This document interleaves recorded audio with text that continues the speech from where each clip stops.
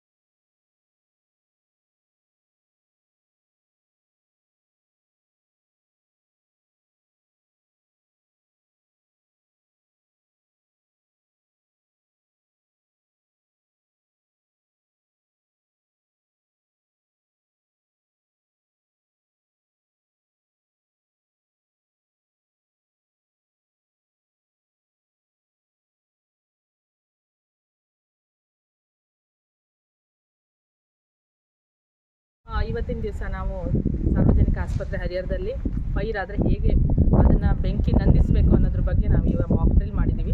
ಇದರಲ್ಲಿ ನಮ್ಮ ಎಲ್ಲ ಸಿಬ್ಬಂದಿ ವರ್ಗದವರು ಸಹಯೋಗದೊಂದಿಗೆ ಮಾಡಿದ್ದೀವಿ. ಇದರಲ್ಲಿ ನಾವು ಫಸ್ಟ್ ಏನು ಮಾಡಿದ್ವಿ ಅಂದರೆ, ಬೆಂಕಿ ಆಗಿದೆ ಅಂದ ತಕ್ಷಣವೇ ಫಸ್ಟು ಒಬ್ಬರು ಅದನ್ನು ಅಲರ್ಟ್ ಮಾಡಲಿಕ್ಕೋಸ್ಕರ ಎಲ್ಲರಿಗೂ ಅವೇರ್ನೆಸ್ ಕ್ರಿಯೇಟ್ ಮಾಡಿದರು.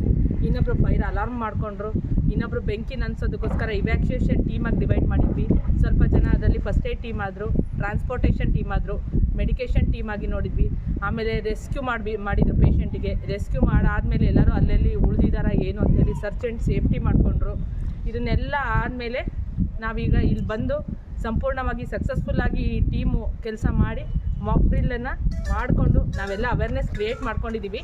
ಒಂದು ವೇಳೆ ಹರಿಹರ ಹಾಸ್ಪಿಟ್ಲಲ್ಲಿ ಬೆಂಕಿ ಆದರೆ ನಮ್ಮ ಟೀಮ್ ಸದಾ ಸನ್ನದ್ಧವಾಗಿ ನಿಂತ್ಕೊಂಡಿರುತ್ತೆ ಅಂತೇಳಿ ಹೇಳೋಕ್ಕೆ ನಾವು ಇಷ್ಟಪಡ್ತೀವಿ.